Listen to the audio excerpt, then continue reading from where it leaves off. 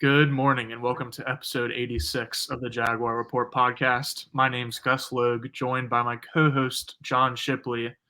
John, how's it going? Are you surviving the cold? I think today might be the coldest day we've had so far in this. Oh man, dude, it's terrible, man. I normally really prefer the winter too. Uh-huh. I'm built like a walrus. In many ways. We share some tendencies in day to day life, but I definitely not a fan of when I walk out of sweat. It stings, dude. I Yeah, don't know. it hurts a little bit, doesn't it? Yeah, It's too crisp. yeah, not a fan, not a fan. But with the bitter cold comes the bitter off season. Yeah, we talking before the show, man. Just as somebody who has to write daily about them, the off season sucks. It's trash. Yeah. I know it's when exciting stuff like signing, new things are exciting.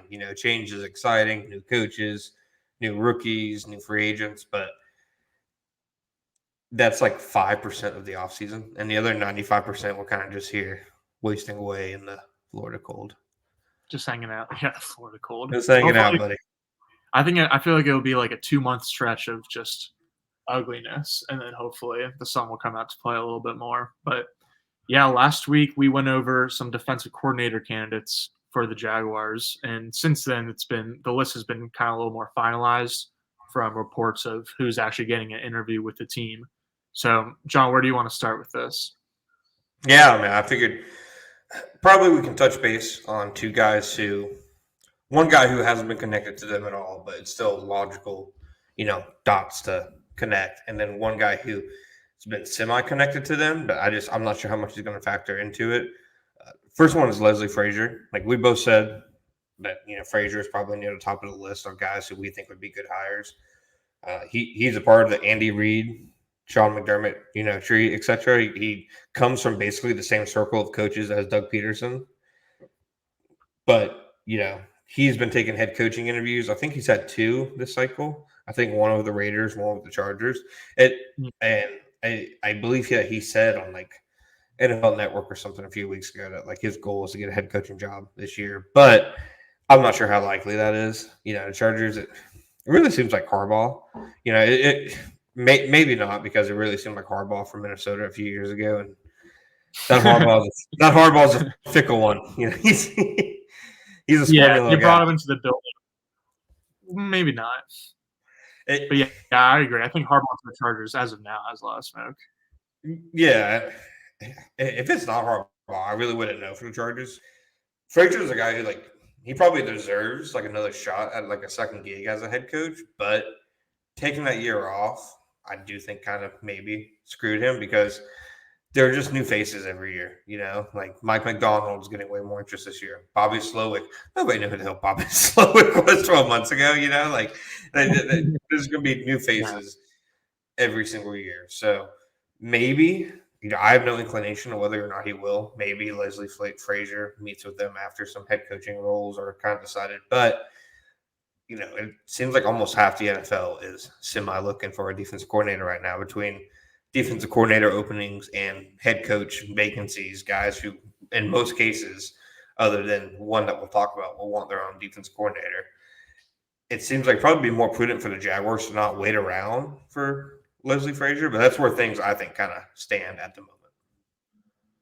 I mean, yeah, I think there will be a lot of there's a lot of big fish in this cycle too, because you mentioned Harbaugh, but then there's also Belichick, Vrabel, and maybe Pete Carroll. It sounded at his press conference like he wanted to keep coaching, but I feel like odds are he'll probably just stay in Seattle for at least a year.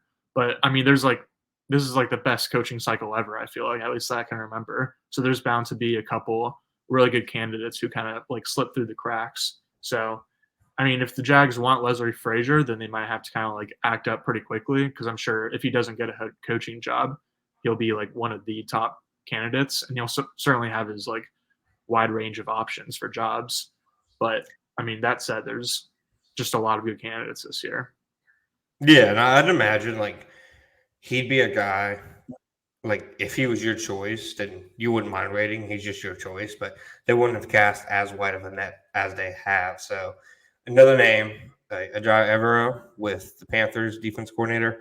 So the Panthers blocked his interview request with the Jaguars. He's still getting like a few head coaching interviews, but the Panthers aren't seemingly letting him do any deep like lateral move interviews, which is hilarious because they're letting offense coordinator Thomas Brown interview with the Chicago Bears. So they're cool with him doing it, but what does that mean? Yeah, exactly. It really seems like Tepper's not gonna let this dude leave.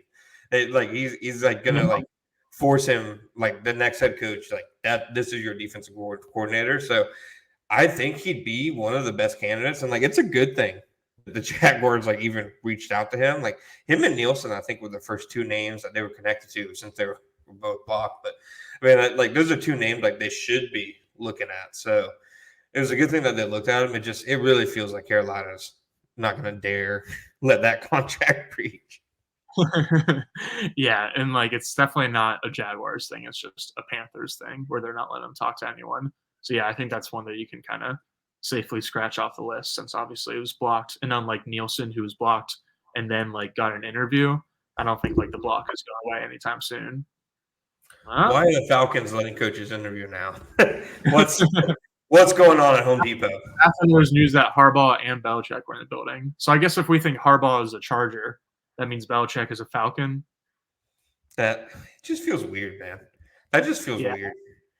Especially after 28-3 too. Like that's like more than a few years ago at this point. So I feel like it's not that much of a sting anymore, but it's still interesting. I didn't even consider that aspect of it. That's how Thomas Dimitroff becomes a general manager again.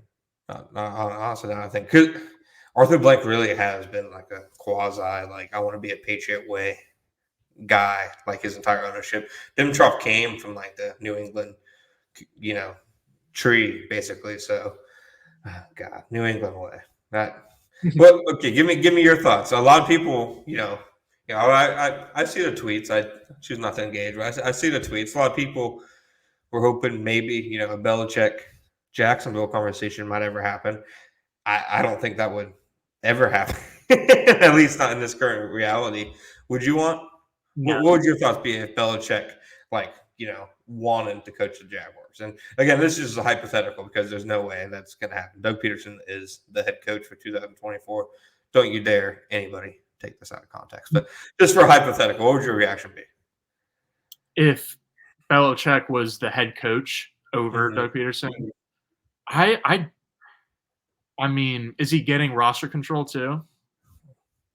No. He's either getting roster control or he's working with the current general manager. I don't even know which would be worse, like if they kept the current general manager or if they hired Belichick to like run everything because he's a great defensive coordinator. Like in the reality that doesn't exist, where like he just wanted to sign up to be coordinated defense for a year, then like he would be the number one candidate on my list. But like the head coach has been questionable, and then the player management has really been questionable for a long time. So the staff you would hire, dude. I don't think it would necessarily be a positive for the franchise, but I would be here for it personally, just for the content and for the chaos. And I don't know, I think I'm in part of the crowd where I'm like, it's the best head coach in the sports history. It's kind of, I can't really say no to that. So by that theory, would that be a solid hire, you think, for Atlanta? By that logic? I think it would be a good hire for Atlanta. I don't think it would be the best hire they could make because I would just hire Mike McDonald or Ben Johnson or even Mike Vrabel would be a really good hire. I feel like Belichick is not really close to the best head coach candidate, honestly. But I think it's fine. I don't know. You ready? I'm sitting on the fence on this one. Yeah. I think Belichick will get his next team to the playoffs, but he's not going to win a Super Bowl, and he's just going to end up fizzling out and kind of retiring. I'm with you. He's definitely still a good head coach. It's just like you said, his roster management plus his staff hires. I just want to set out. I just quickly saw what this is the reality people are asking for. Bill Belichick head coach, Bill O'Brien offensive coordinator for 2 years. Future Jaguars head coach Bill O'Brien. for the next considerable years. I no. Stick to the course, like no. I don't. I'm still torn on whether I think Atlanta is because I'm with you. He's the greatest coach of all time, but yeah, I'm happy I'm not covering a head coaching vacancy this go around because I know that the Belichick, like, that'd probably be the number one guy fans would want, right? If the Jaguars had a head coaching vacancy, like in this cycle. Sorry, you broke up. Can you repeat the question? Must be my Wi-Fi. I was saying, like, if the Jaguars did have a head coaching vacancy this cycle, he'd probably be the guy most fans will. It'd be like probably like them like devouring themselves over him and like Ben Johnson. Totally. Yeah, Bill would definitely be like way up there in terms of like fan power rankings for the next head coach. I mean, honestly, if I were Atlanta, I would just promote Nielsen to be the head coach because I feel like he's like future head coach material, not just a good coordinator. There you go. Like, either people you have in the building or like just go get Ben Johnson or Mike McDonald or Mike Vrabel. Those would be my top 4 candidates for Atlanta. I hadn't even considered that. Yeah, it feels weird that we haven't seen Mike Vrabel have an interview set anywhere.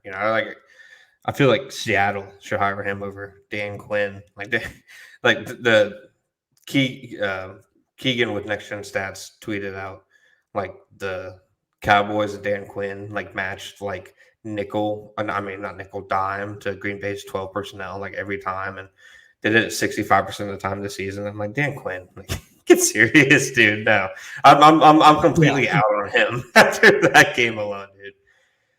Same. Yeah, there's like a certain like breed of coaches that are like really good in the regular season, but then like they get to the playoffs and like they're just doing the same thing they've done for 20 years, and that's like kind of like their thing. But you got to be able to adapt. So that's why I feel like going after like a Ben Johnson or a Mike McDaniel, who is like, or not Mike McDonald from the Ravens, like they are young, so like maybe they'll just stick to what they currently have and not really adapt out of that. But like chances are they'll be better at adapting with like kind of the newer era of football.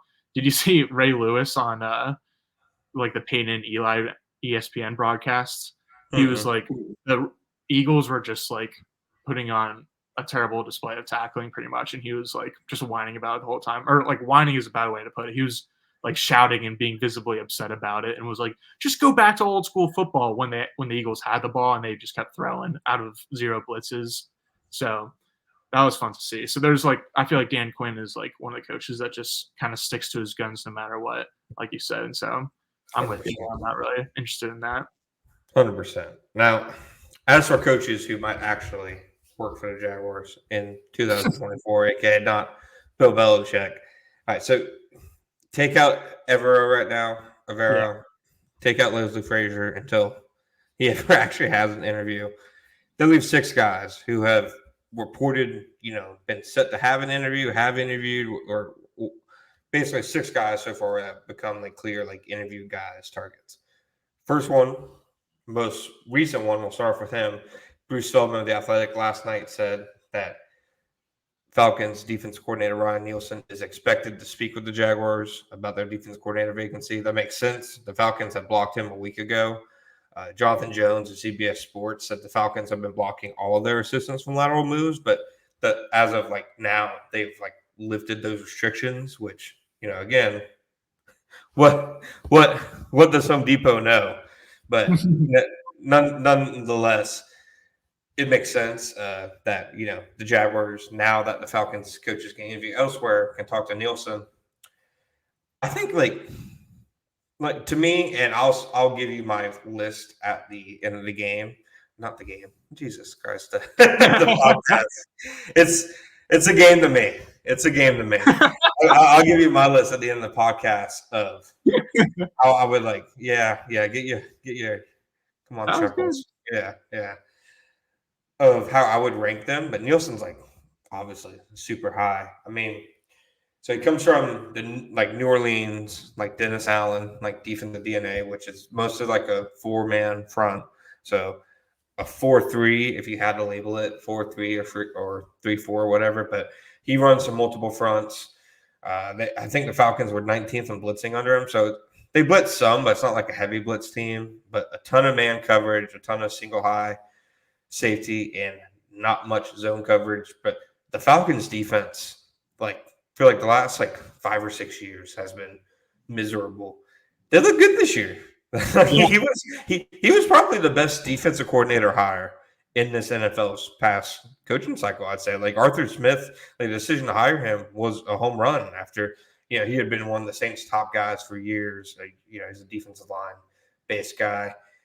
I really think he's like a great candidate. In the same way, I think they deserve credit for reaching out to Vera. Like that's a smart move to make. I think this is that same ballpark.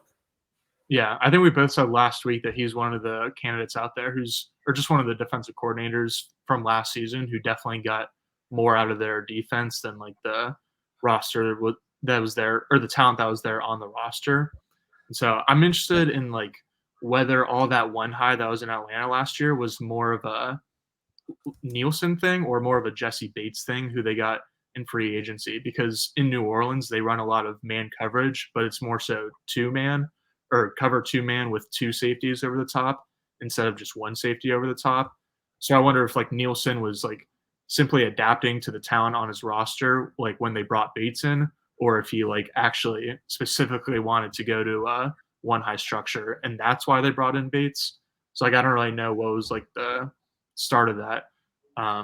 But I think I would say he's probably the number one candidate that I would have on my list, because like Leslie, I think is probably the best like veteran guy that's available or that's been like linked to the Jags. But I almost think that he's similar to that and almost like Dan Quinn, where it's like they're like great at coaching their stuff and great coaches in general, but like they've kind of failed to adapt against like really high-powered modern offenses in recent years. I think that was like he was like kind of departed from the Bills mostly like as a scapegoat because Sean McDermott was looking for ways to save his own skin, but also because like the Bills defense was one of those that was held up great against mediocre quarterbacks and poor quarterbacks. But then when it came time to face Patrick Mahomes, like they kind of got shredded. So I think like, and then with that said, like we talked about how the Jags are probably going to be looking for someone with coordinator experience after they just went through Caldwell, who was a first-time play caller. So I think Nielsen is like a good mix of those, where he's like a young guy who will be able to adapt his defense a little bit more better than like these veterans like Wink or Leslie. But he also has like actual experience calling a defense and coordinating his own defense and kind of like has that on his resume. Yeah, and like I think for any concerns about people have with the Jaguars have been built for a 3-4, however they transitioned to a 4-3. The Falcons are the same way. Like their personnel for years is being drafted and built for a 3-4 defense, and he came in there and was able like basically to retool it, right away. I mean, so they've looked at a few different guys, like in terms of specialties, like several defensive back guys, one linebackers coach, and Shane Bowen, former linebacker himself, and then a defensive line guy, Nielsen. You can see looking at the Falcons like numbers, last year, just how he would probably like fix the Jaguars' run issues and their front issues. Like they were number one in EPA per play against the run last year, and one of the top teams in success rate against the run last year. Like they were, you remember the Jaguars game against them, dude? They were a tough front to run against, and I think a lot of that came from him because it had not been that way in years past. So I think a lot of the search comes down to what's Doug Peterson looking out of a new defense coordinator. The multiple defensive backs guys make sense to me because they had so many breakdowns in the secondary, despite having veteran guys and guys who have played together for 30 plus games. But they still have defensive front questions that need to be answered. And I think Nielsen would go a long way toward answering those. Yeah, I think I said last week that I would be really interested in seeing like who the defensive line coach was, and I wouldn't mind hiring a defensive coordinator that had a focus in D line. But I think I had some like recency bias just because Jacksonville's 2023 season on defense was kind of like ruined a little bit by their like lack of depth or quality play on the interior defensive line.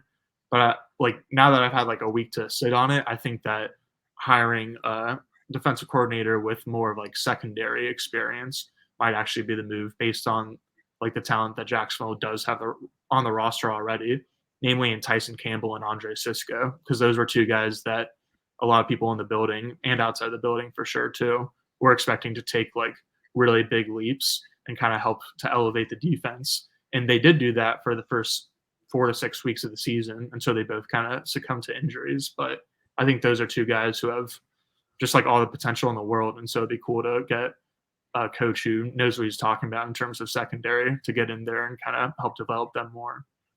Yeah, no, 100%. And that brings us to, we're going to have to talk about these two as a pair, but one of our next two guys, you mentioned him, I think, last week, Chris Harris, the passing game coordinator, defensive backs coach with the Tennessee Titans, and Tennessee Titans defense coordinator Shane Bowen, who one of like the funniest things like you brought throughout this coaching cycle has been a defense coordinator for 3 years and a play caller on their defense for 4 years. So he like went like a whole year where he was like calling. I think it was 2020 where like he was calling the plays as like the outside linebackers coach. I'm like, why not just like name him the coordinator? So coordinator and name for 3 years, play caller for 4 years. Chris Harris is obviously the defensive, backs based one. He was a guy like when the Titans like hired him, that was seen as like around the league like a really strong hire. Like people like see him as a future defense coordinator.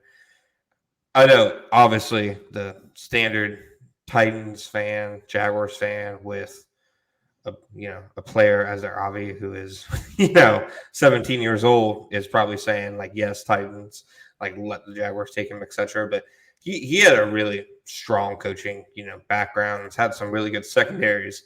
I kind of lean toward the Titans' issues against the pass this year, just being like injuries, like at the position, and clearly not having the horses like to get it done. Yeah, honestly, he's a former safety, and I think he did a good job coaching at the safety specifically because the Titans really, as you said, were hurt pretty bad by injuries, but especially at outside corner, and they didn't really have a lot of talent out there to begin with. And so I think like the Titans defense was like definitely liable against perimeter receivers this season, but at the same time, like they still finished as I think a mediocre defense statistically or efficiency wise. And I think a large part of that is that like the safeties, even after they traded Kevin Byard to the Eagles earlier in the season, were able to like kind of help be the glue of the safety. And so like he's definitely a name that not that I have any insider knowledge, but just from reading a bunch of like insider articles, basically seems like a really well respected guy who, like you said, is expected to be a defensive coordinator sooner than later. And so I think he's like more of a hot candidate kind of than Shane Bowen, who's just been sitting around for a few years doing the same thing. Not that that's a bad thing. I mean, he's a defensive coordinator, but like it feels like his name isn't nearly as hot. Are they the only team interviewing him for a defensive coordinator role right now? Have you seen him tied anywhere else? No, honestly, I haven't seen a lot of like coordinator ties, only just like the head coaches and Jaguars. Yeah. But no, that said, no, I haven't. Shane Bowen, like when I first saw that, it was like the old cartoons. They pour like the brown medicine, they just feed it to you in a spoon, like just take your medicine, like just what a bleh. Like addition to. I think Nielsen is my top candidate and Bowen is my bottom candidate. So why do you think that is? Like, my reasoning for it is that the Titans only once under him had even a semi-okay defense. I understand, the injuries, talent issues, etc., but the proof's in the pudding sometimes, and the Titans had like double-digit 30, point games scored against them in his tenure as defense coordinator, and also kind of think maybe he's a Mike Vrabel merchant. He goes everywhere with Mike Vrabel. That's my thing. Like, how do I know he's? If you want to say that he's good despite the results, that's one thing I'm already kind of raising an eyebrow at. And then, how am I sure that if you think he's good, that you don't think he's good because of Mike Vrabel? No, that's fair. I think he might be a little bit of a Vrabel version because I feel like in Vrabel's whole tenure and really in Bowen's whole tenure as defensive coordinator there too, like the Titans have been known as just a really tough and physical and gritty opponent. And it's like much more of that than like anything related to X's and O's or like how they're like doing something cool on the field coaching wise, other than like the motivation, I guess, which is definitely a big aspect. But I think that's like a big Mike Vrabel aspect, uh, where like he's kind of the guy that like channels that grittiness and toughness for the whole Titans team, including the defense. So I think there's definitely like reason to be suspicious of like how much of the Titans defense is like Bowen really responsible for. Yeah, no, 100%. And even if you want to say he's responsible for it, like how many aspects of that defense like are people really like seeking out? You know, like it's not like a super innovative like defense or anything like that. Like they multiple fronts. They go between 4-3 and 3-4. They blitz a bit, but nobody has ever pointed to the Titans as like, oh, this is one of the defensive schemes. Like to like look out for in the NFL. It's kind of a like shrug your shoulders, kind of defense. And I wouldn't really see the vision or the direction. I guess Yeah, I could say like with these other guys, I can at least see like the division direction you're going. He would just feel like he'd feel like a coach that like Doug Marrone would hire in 2019 or something. Like just like there's no point. It's happening. There's no point. I that'd be out of all these candidates that they hired him and had to get a grade. That'd probably be the closest one to like D minus, etc. yeah. I'm with you. I feel like there's a lot of B candidates and then like one or two A candidates and yeah, some stragglers.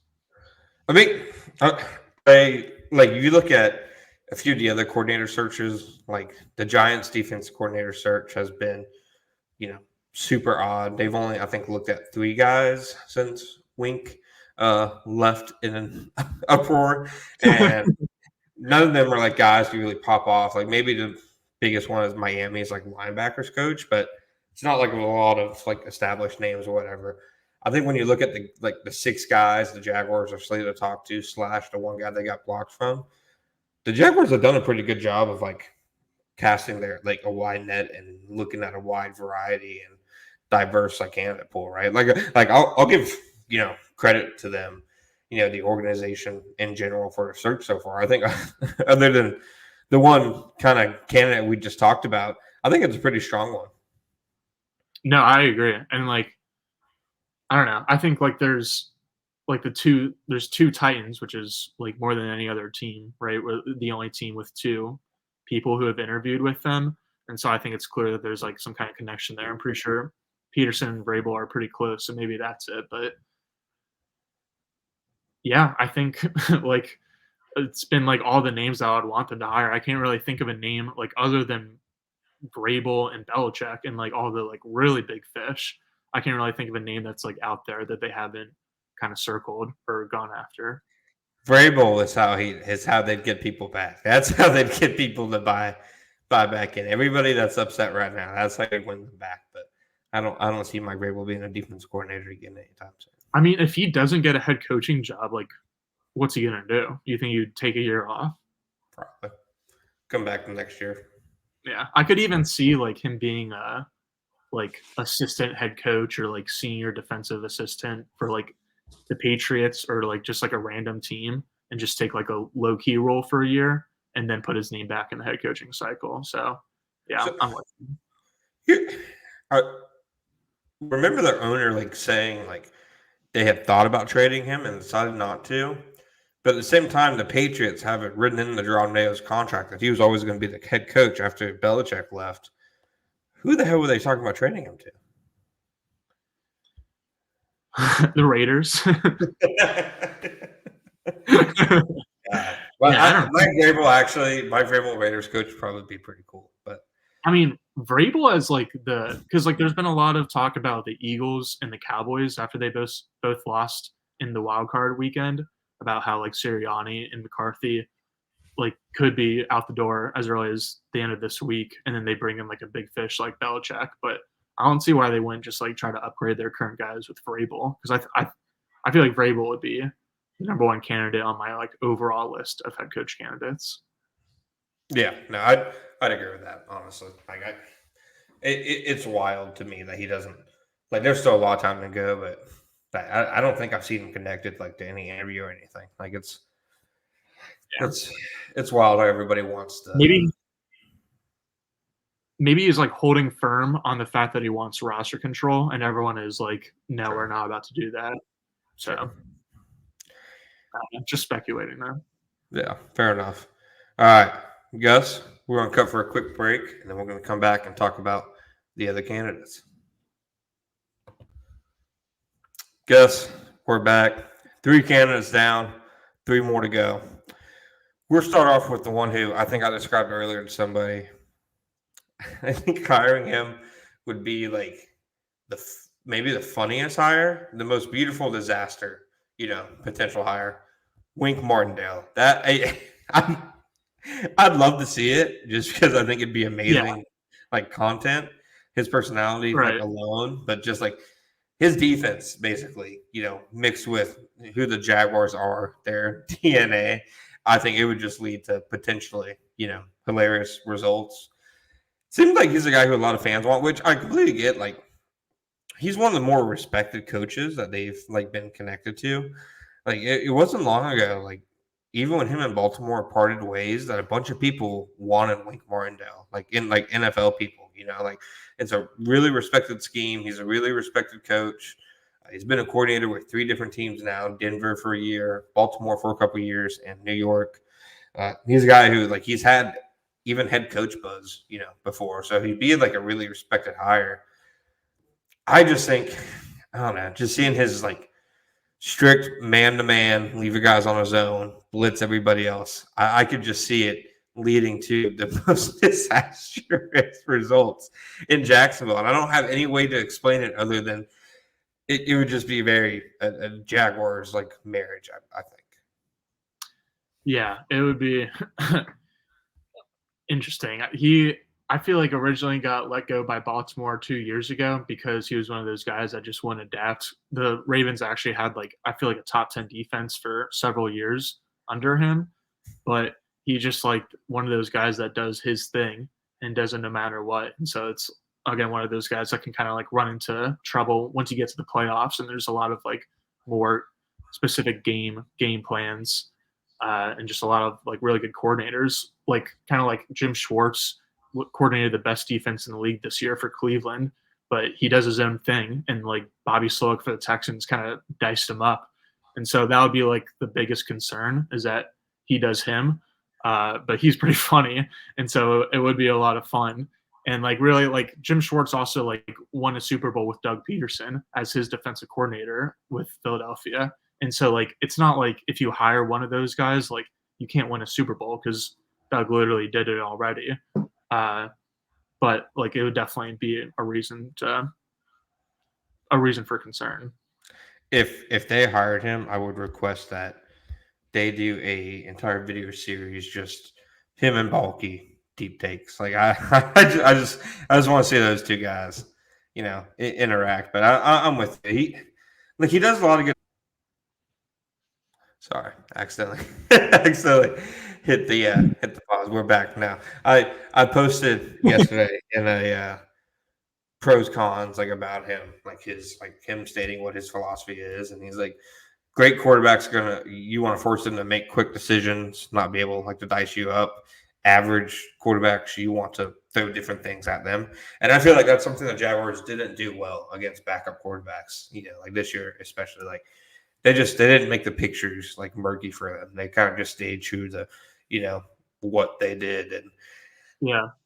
I would also say, I think both you and I like said, like especially after the Cleveland game, like zone blitzing was killing like their defense. You'd probably never see another zone blitz again with with Wink. It'd be like strict like man blitzing, which I think would probably be better for their personnel. Yeah, like if anyone did watch the Eagles Bucks game on Monday night, like Todd Bowles was going cover 0. It felt like every other play and sending the house. And so like he is more of a zone blitz guy generally, but he was sending a lot of man blitzes too. And that's what it looks like, just like crowding the line of scrimmage, trying to get what like muddle up the offense's protection rules and just get one free rusher so that the quarterback is literally forced to throw in like as soon as he gets the ball. So I think there's like fair concern out there on the Twitter sphere about like with the style of defense that is brought in because like as you said earlier, like 3-4 versus 4-3, like I don't think that makes too much of a difference, but like there's definitely coordinators that are like more like way heavier in zone coverages and man coverages. And I think for like really the whole personnel in general, like including linebackers and safety, but especially for Tyson Campbell and Darius Williams, they're both like better in zone coverage when they're like able to play off coverage and have eyes on the quarterback and be able to just like react quickly and break on the ball, as opposed to playing like trail man coverage and like staying on a guy's hip and like fighting through like contact on just like short 5 yard hitches pretty much. And so like I don't think like a Wink Martindale or Nielsen or like a kind of hire that brings in man heavy scheme is like I like you you're allowed to hire those guys. Like Tyson and Darius can still play man coverage. Yeah. Uh, but I think like it is fair to say that they're better in zone. So I think that's a good point to make. How much would you factor that in? Like, do you think you like say they hired a Wink or they hired a Nielsen? Do you think that they have to throw resources at the cornerback position to kind of compensate for what the new scheme is? Because just playing on that island 1-on-1 is obviously different in pass coverage, but it's different in run support too. Like Darius Williams, like would basically have to live on an island as a run defender too, and outside of a few flashes here and there, he's never like been like that kind of tackler. Tyson Campbell could absolutely do it. Would it make you have to say you hire one of those guys? You have to throw a ton of resources at cornerback, including potentially the 17th overall pick? Yeah, I think you do. I think you kind of put it well. I think you need like islands out there that can just hold up one on one, but then also still be able to kind of provide support in the run game. And right now, like Darius is, I would probably say like a good run defender for his size, Yeah. but he's probably a net minus in general in run defense. And then like again, he's not really the kind of guy to just like he's a lot better when he's able to keep an eye on the quarterback and break off of that as opposed to just like shadowing a guy and being on his hip. And so I think if you get like Leslie Frazier and run a bunch of zone, I think you could keep Darius and then like maybe even still draft a cornerback because like I think Darius with his size and height combination could honestly like kind of fall off at any point and like hopefully he won't, but you just have to kind of like be ready for that scenario rather than just going into next season with Monteric Brown as the next backup. But if it, like especially if they get man defense, I think you got to consider like maybe letting go of Williams and getting some cap relief so that you can get a guy both in the draft, possibly at 17, and in free agency. Because again, like you really just have one island player in Tyson Campbell, and like even if you like sign L'Jarius Sneed in free agency, like him and Tyson would be such a sick corner duo. But like with that style of defense, especially for Wink, where it's like the guys are on islands and they're not getting any help, like that style of defense is like more about your weakest link than it is like your strongest chain. And so like you need three guys that can hold up, not like one guy who's elite at holding up and two guys who are okay. So I think yeah, they should spend resources at corner regardless because of where Darius is out, but especially if it's a man defense, and especially if it's like a man blitz defense. I just fixed the Jaguars in my head, thanks to you bringing up Snead. So release Williams, Cam Robinson, Foley Fatukasi, Rayshon Jenkins, and I think I'm missing an obvious one. Brandon Sheriff. Brandon Sheriff. Okay. We signed Ezra Cleveland too. A fair deal. Obviously, I don't pay him a lot.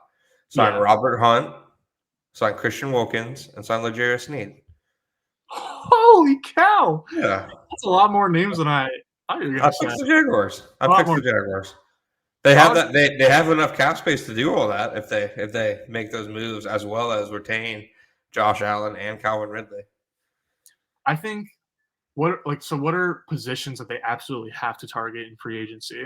Like I think you either have to have either like Williams or a replacement for Williams. So like you need to have like a feeling good about your top two cornerbacks, and then you need to like sign Ezra, get another guard, and get at least one interior defensive tackle. I feel like because if you don't do all that stuff going into the draft, then you're just gonna like pigeonhole yourself into like drafting for depth and for needs rather than just like positional value. Because like that's what the Jags did last year. Like instead of just like going out and signing like a good third tight end, like they forced a third tight end pick in the second round. And instead of like going out and signing like Zeke Elliott or like a decent veteran running back in free agency, like they just filled that hole way earlier than they should have in the draft.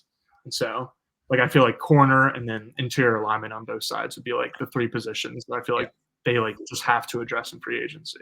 No, I'm with you. You have to sign at least one veteran lineman on each side of the ball. I think in free agency, like people will definitely be scared too on the defensive side because of their hit rate on paying those guys the last couple years or whatever.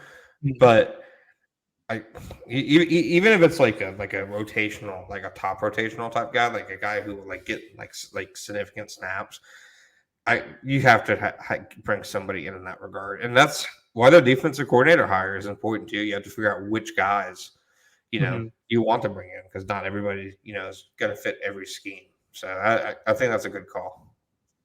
I would love like Hankins. Is it Rayshawn Hankins? That doesn't sound right. Sheldon Rankins. Holy cow, my mind just got twisted all over the place. Sheldon Rankins with the Texans right now would just be like solid to good like veteran defensive tackle signing rather than like a big splash like Wilkins from the Dolphins, because as you said, like the really big money like defensive tackle extensions recently like haven't really paid off that much unless you're like Aaron Donald or Chris Jones. And he's probably going to get like 22, 23 million per year. Yeah, like I'm out on Wilkins, especially after like the Dolphins are out. Like I feel like that's not really a great sign. I feel like they've had like a pretty good front office or like just team building kind of in the past year or two. And so I generally think that they're probably a smart organization. And so the fact that they were like out on Wilkins, and then I feel like I haven't really heard his name much recently. I'm that's not the big fish I want. I want L'Jarius Sneed. Can you count that as a hot take? I think it does. You just take without even knowing it. Yeah, you just take without even knowing it. Yeah, there you go. Do I have to? I don't want Christian Wilkins. I want you to do the first bulky ball of 2024 and compare Tyler Lacey to Christian Wilkins. I want you to remember this and to do that. Moving forward, would you rather have a 4th round pick or Christian Wilkins? You tell me, buddy. You tell me. All right. Yeah, it'll be good. It'll be good. Yeah. Moving on. Next coach to talk about. One who I'm really interested by. I think he's the only one other than Harris who hasn't been a defensive coordinator is Baltimore Ravens passing game coordinator Chris Hewitt. I genuinely think like trying to get anybody from the Baltimore coaching tree is smart. Somebody smart mouthed me and be like, just saying they added Joe Colin from the Ravens coaching tree, which they did, but Jihad Ward and Damian Wilson and Miles Jack and Von Chason all started for him. Like, I'm not going to hold that really against him. I still think Colin was probably the best coach on that 2021 staff. I think getting anybody from like he was like a Harbaugh like lifer. He's been with Baltimore since 2012. Harbaugh coached him as a special teams player when he was a special teams coordinator in college at Cincinnati. He's like as much of a Harbaugh guy as you're going to get really. So I get that with him, it's a little bit more hoping for potential, kind of like with Caldwell, because he just hasn't been like running the show on his own before. But he's somebody who I'm really, impressed by everything I read about him, everything I've heard about him from, people I've asked in NFL, circles, stuff like that. Nobody has anything but high praise for him.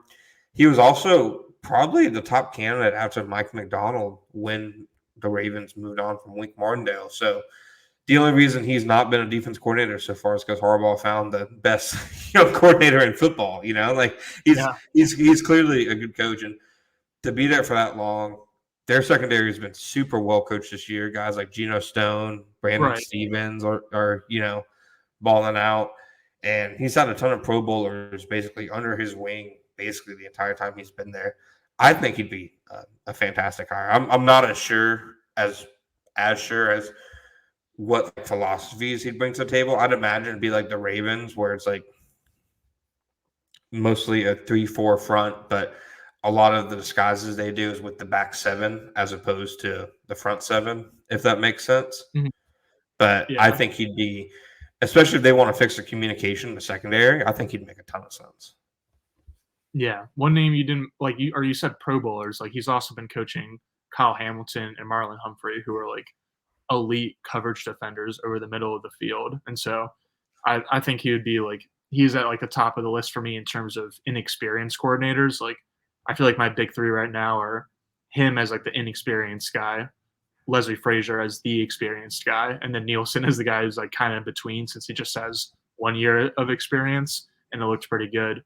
But I also like that he's kind of a Harbaugh merchant a lot more than Bowen being a Vrabel merchant because like with Bowen and Vrabel, like I said, it's like kind of hard to separate the two of them. But like uh, with Hewitt, he's been under at least 3 different defensive coordinators because he was under McDonald this year and last, and then Wink Martindale the past several years before that. And then I think he was even with like 1 or 2 other defense coordinators before Wink. And so he's got a lot of different experience under different defensive coaches. It's not like he's just been under like Harbaugh and has only kind of like learned one system. And so that makes me like feel good about his chances as like whenever he does coordinate a defense and call plays for the first time.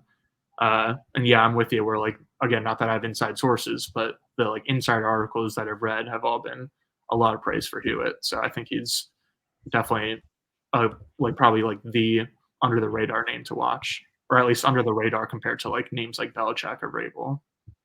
Yeah, no, 100%. And like we both said, like because he hasn't been a coordinator before, like you don't see his name as much. And yeah, maybe a little bit of it is the fact that just he's from like the Baltimore Tree and it's impressive. That's probably a little part of it, but I think he has an impressive resume. You're right. He was with the Dean Pease from 2012 through 2017, then Wink Martindale, and then Mike McDonald. So three very different schemes, coordinators. He's had to Very kind good of coordinators. That like yep, three great coaches. exactly. So he's somebody who, again, when you're looking at the coaching tree they've looked at, I mean, like the coaching pool they've looked at, I think he's a strong addition to it, and I tip my hat to them for that. The last one, Jet safety coach Marquand Manuel. He's the only one with ties to Doug Peterson. He was the Eagles defensive backs coach in 2020. Peterson's last year with the Eagles. Before that, he was the Falcons defensive coordinator for a couple years. He was in Seattle, I think, in like 2014, 2015. So he's basically with Dan Quinn for like 5 or 6 years. Was with Doug Peterson for a year, and then since then has been Robert Saleh. He's been in the Seattle, like the Seahawks cover 3, Lotto, Auto, Leo, Cadence system, in every year but one of his NFL career, basically. It's like clear to me, like if they hired him, what kind of system they'd be going for. It'd be like I'd say more Dan Quinn inspired than like Pete Carroll inspired, because it definitely seems like he's a Dan Quinn guy as opposed to like being a Carroll or a Gus Bradley guy, if that makes sense. Like I'm pretty sure Dan Quinn was hired, and like the Jags don't hire Manuel. That Manuel's probably his defensive coordinator or something. But my biggest thing is it's 2024. That defense has still not learned how to defend a crossing pattern. that's literally my biggest thing. Like we're still seeing that coaching tree get lit up. Like in big games, like you said, well, they'll have good regular seasons, they'll have good defenses per se, but when you go against like the elite offensive coordinators, they just dice it up, and I'm not sure how much different, different philosophies he would bring. But like I said, he's the only guy with Peterson ties. Maybe that gives him a little bit of an edge. Yeah, we've talked about it before though. Like even like Doug Peterson has said himself, like talking about Gus Bradley's scheme in Indianapolis, which is a big cover 3 scheme. Like he's the one that like the quote comes from, where like they just do what they do and like their structures are structure. And so like after he said like that was like one of the not that it was that bold, but it was one of the bolder things he said in a press conference, I feel like, and he doubled down on it too. Like I think he said it 2 different times.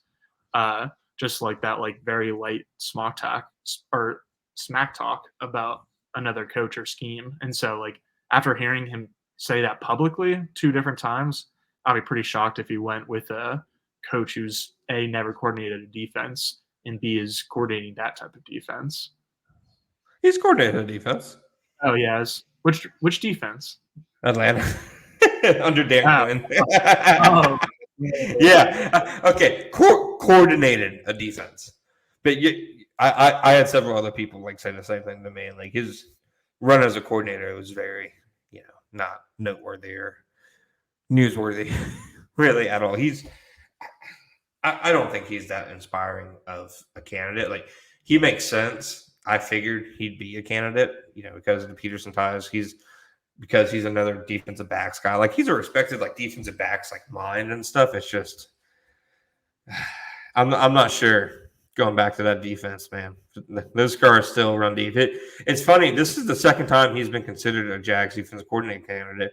He was a candidate in 2016 when they hired Todd Walsh, and Todd Walsh, who was then the defensive line coach, one of the best stories in Jags lore.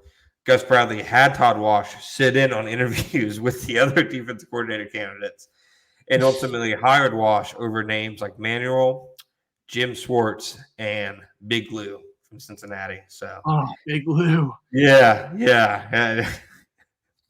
What a great coaching search. Man, Schwartz got hired a year later by Doug Peterson and won the Super Bowl. So, what are you gonna do?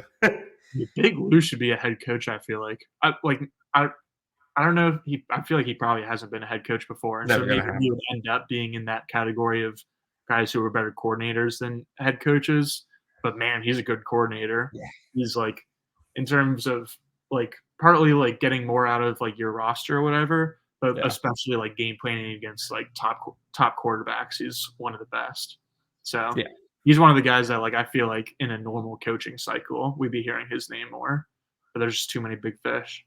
Now, outside of Frazier, are there any coaches that they haven't been tied to who maybe you like raise an eyebrow at, or who you're like they should be talking to this guy and they haven't, or have they basically covered the bases pretty well?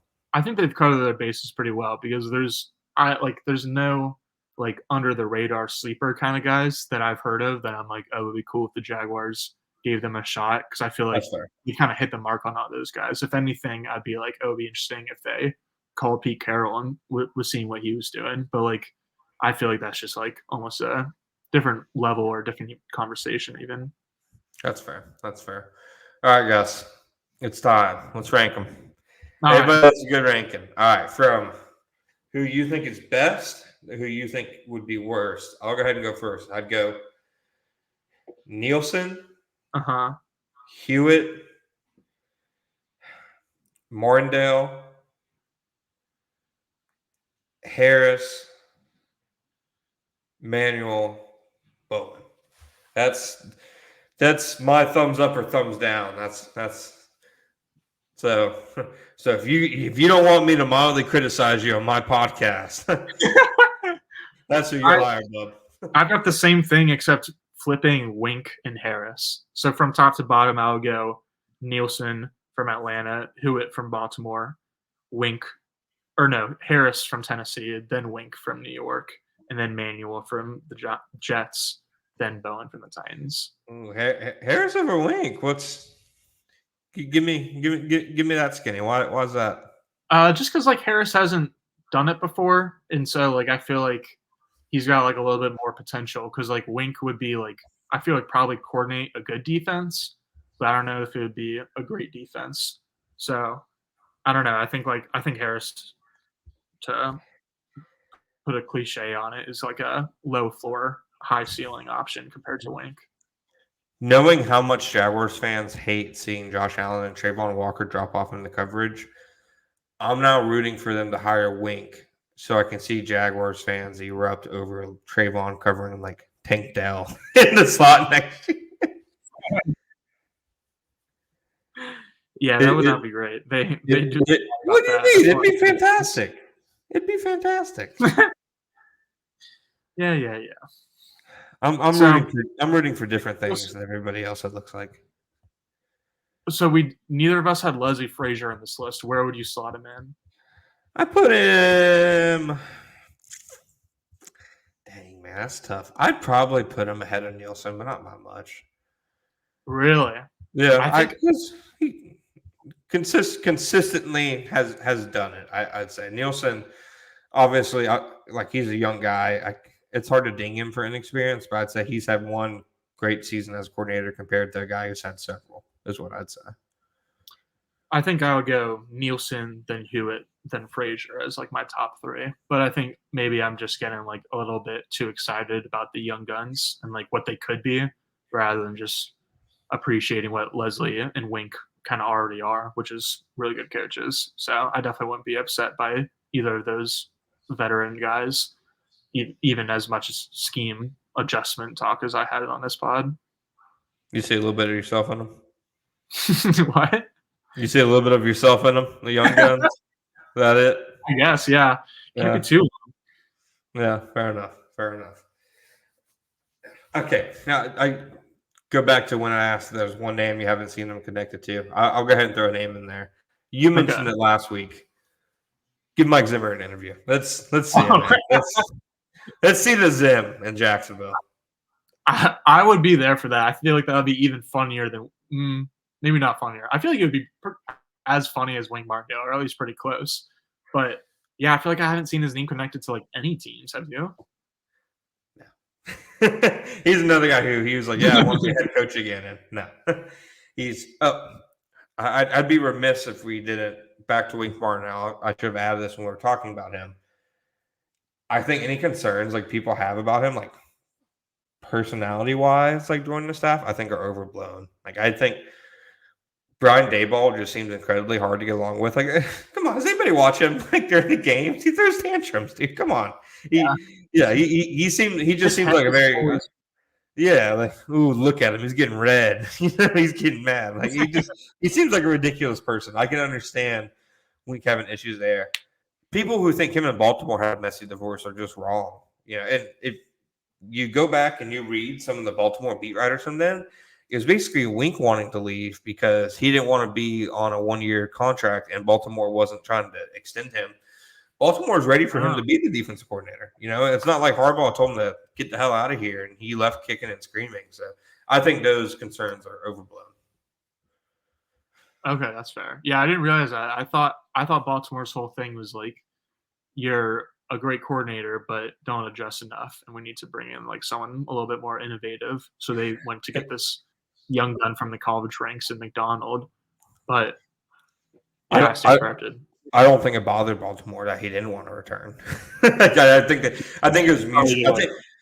I think it was mutual, but it wasn't like them throwing him out on his ass and being like, "You're impossible to work with." You know what I mean?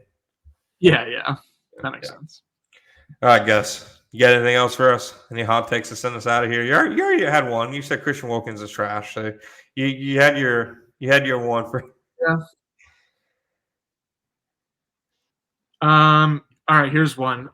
Justin Fields. I keep saying he's going to lead a different playoff team or a different team to the playoffs next year. That's not going to be Chicago. And now I said the Falcons at first and then the Dolphins. Now I think he's going to be a Raider because apparently I forget like the GM that they have. It's like, I think Bailey something or Champ something.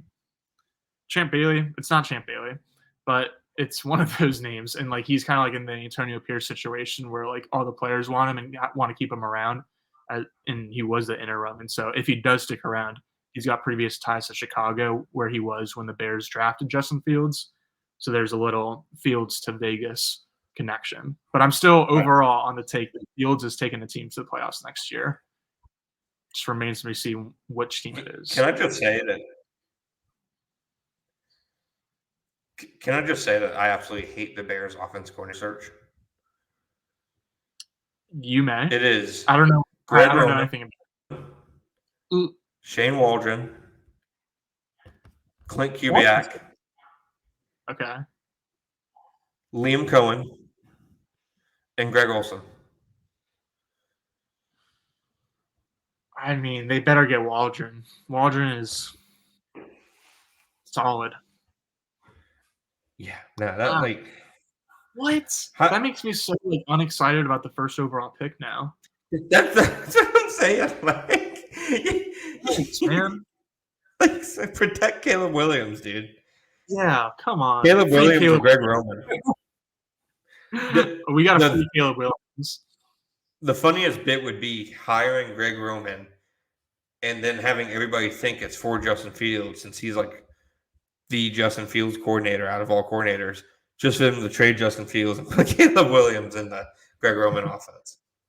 That which doesn't make any sense because Williams is like super mobile, but like in the way that like Mahomes is mobile. Like he's like a good scrambler. Like he's not mobile in like the Justin Fields version where he's like actually like a really good rusher.